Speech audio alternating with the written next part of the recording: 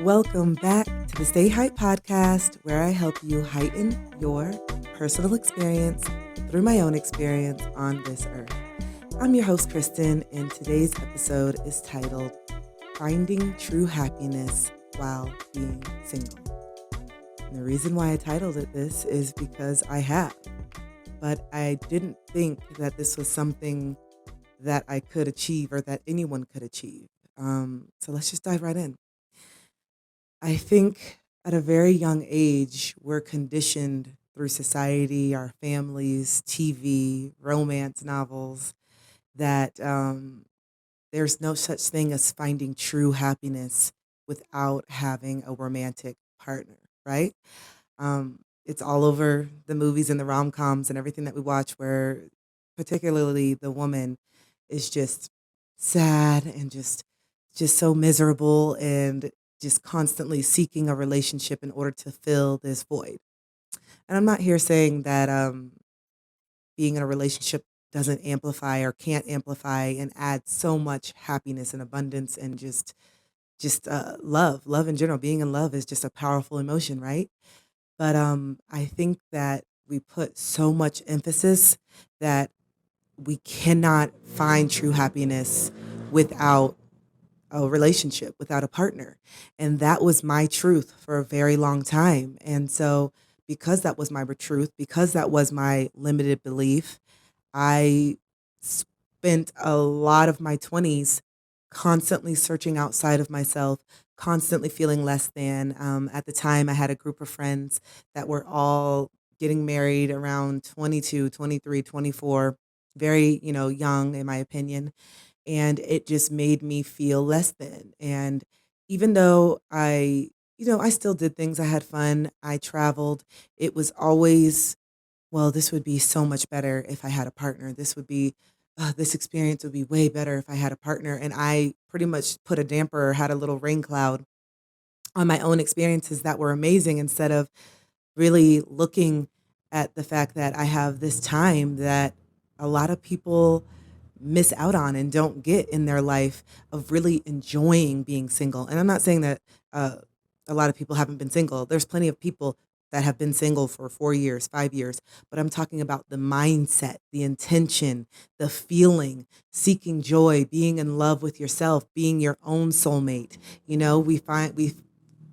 fixate and put so much effort into finding this partner that is going to make us feel all these things, right? And again, it's very true. There are certain feelings and emotions that I have yet to process and feel yet, because I haven't found the right partner. But in my journey, these last 2.5 years since I've been, oh no, 2 years, 2 years, 2 years since I've been out of my last relationship. And you guys know, if you listen to other episodes, it was my most significant relationship. It was the person that I thought I was going to marry and all these things.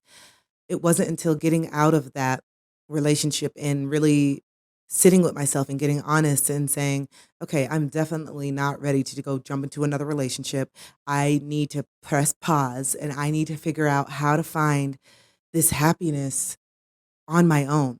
So that way, when I do get into another relationship, it's not so dependent on the other person. And I had a lot of codependency. I had a need for external validation. I thought that I needed, you know, a partner to tell me I'm beautiful, to tell me that I'm worthy. But once I started to really turn the mirror onto myself and do those affirmations and start to pour love into myself and really cared more about what I thought rather than the men out here or anybody for that matter, not even just men, not even just romantic platonic as well. I was seeking validation everywhere in my life. And so once I pressed pause and I said, what really makes me happy? What do I like? Because the first thing that would happen whenever I would get into a relationship is that everything I really liked, everything that I identified with would just go out the window, right? And it was because a lot of things I was doing out of habit or because society was doing it or I just thought I was supposed to do it, I wasn't really making a conscious effort to dive deep into myself, to date myself. And all of my effort and all of my attention went towards my partners or friendships.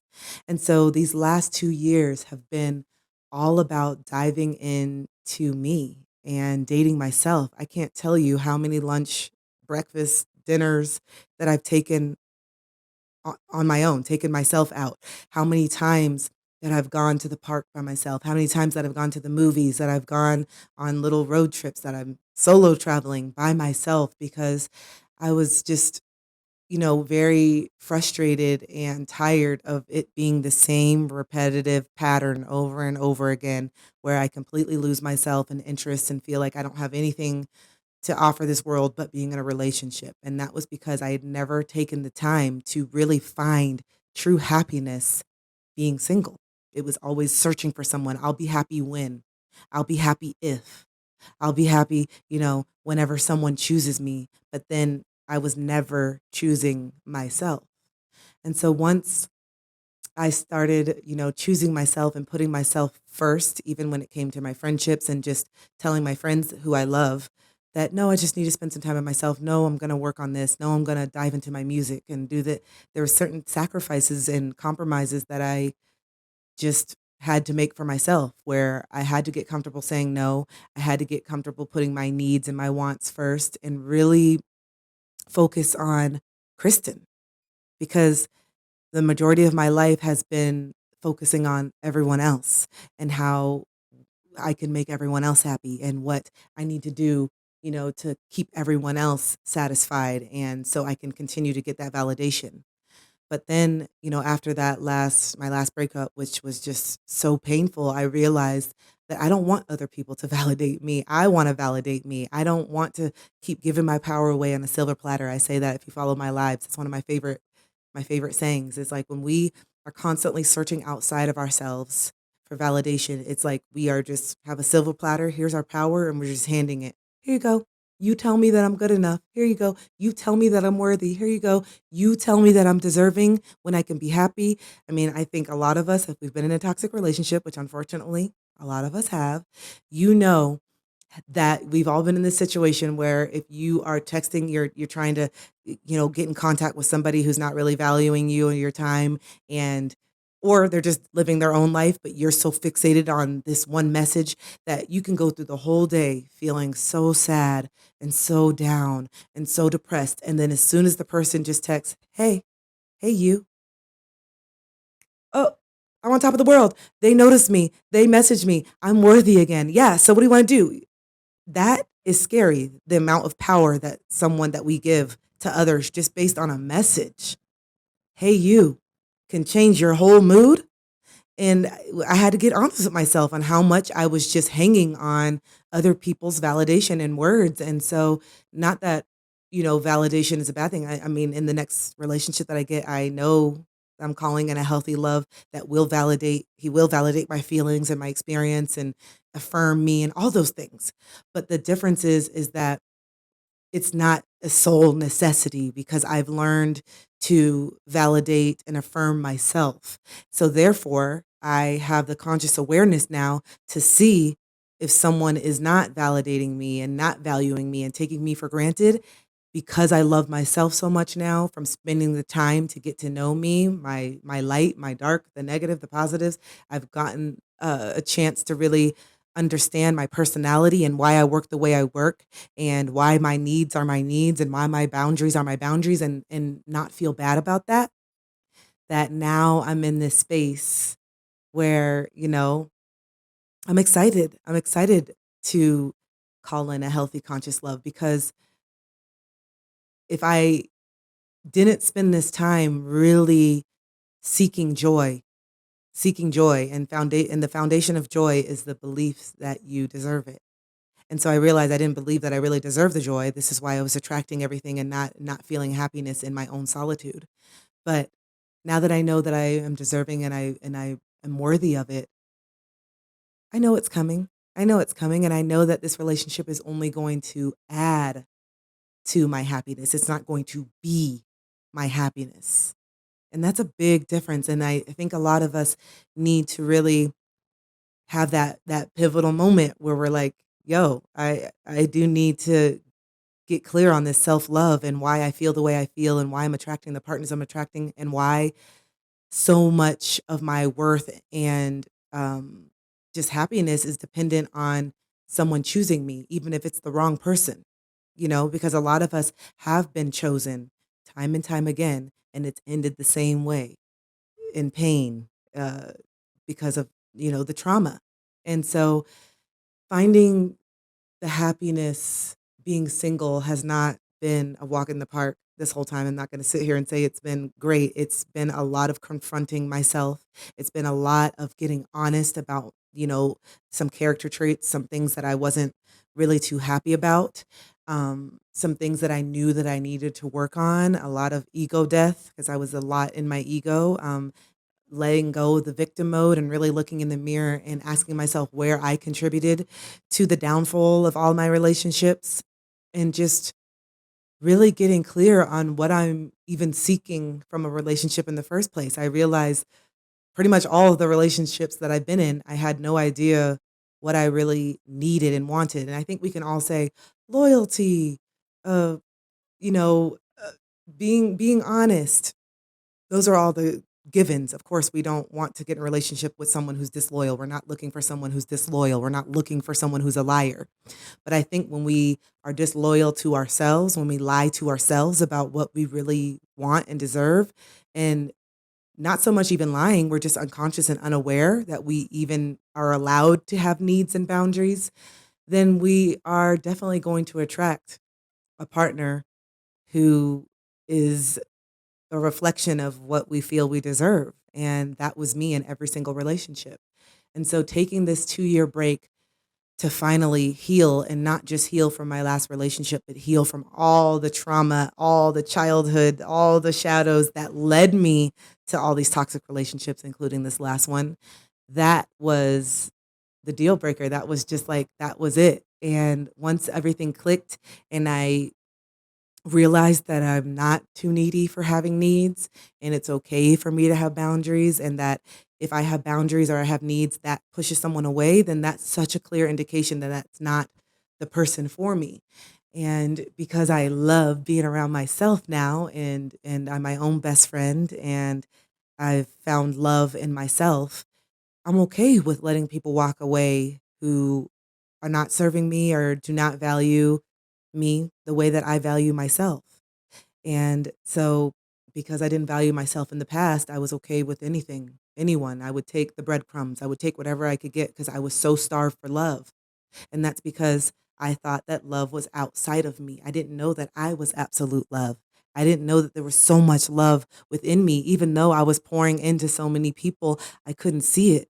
And now that I've started pouring back into myself, you know, everything has changed. And the standards that I have for myself, no one's going to come in and love me less than I love myself.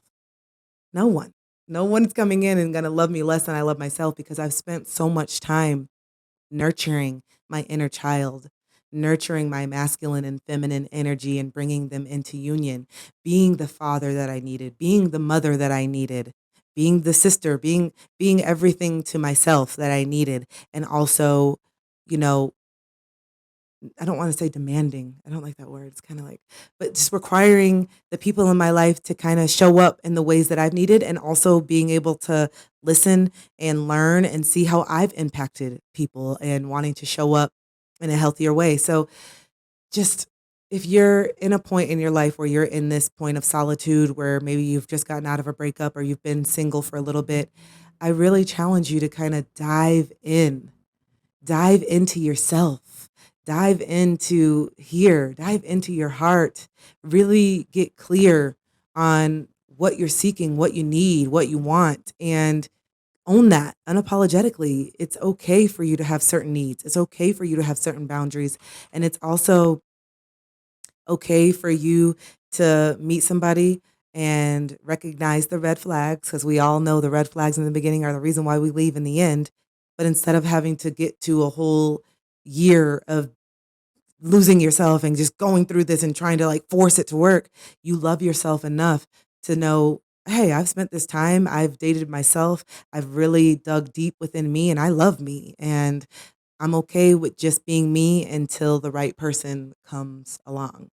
And so It's been a very, very beautiful journey, and I know that this time in my life will come to an end. There will be a time where I have a significant other to focus on as well, that I need to take their needs in consideration, possibly kids that are going to be very demanding and taking a lot of time, rightfully so.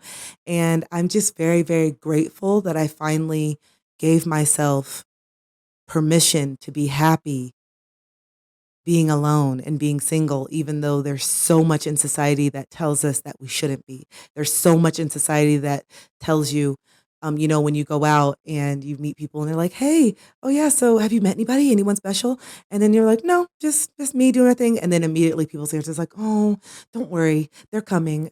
Don't give up hope." And I'm like, I'm not worried, and I'm not giving up hope. You just asked me if there's anyone special, and no, I'm the special one in my life right now. And it's just such a normal thing for society for people to respond that way, as if you're dreading your life that you're single. And I get it, because a lot of us are and do and have been. So yeah, really, really diving in and figuring out what makes you happy outside of a relationship, finding your own hobbies and joys and passions. And really, for me, a big part of this whole thing was the fact that I needed to be alone to really uncover my passions, because when I was in a relationship, like I said, I would just fixate on my partner. And not everybody does this, but for me it was very crucial that I figured out and really stepped into my mission and my purpose work when I was single, being single, to really get grounded and say, like, this is a priority, a very, very big priority, and a lot it has a lot to do with my happiness. I feel like even if I was in the best, healthiest relationship, but I didn't take the time to really figure out my purpose and my passion, and I was kind of just in the relationship, even if it was good, I still wouldn't be happy. Because a big part of my happiness in relationships is is being purposeful and doing something that means something and having my own thing as well. And so, yeah, I've just learned so much in this 2 years of solitude and being intentionally single.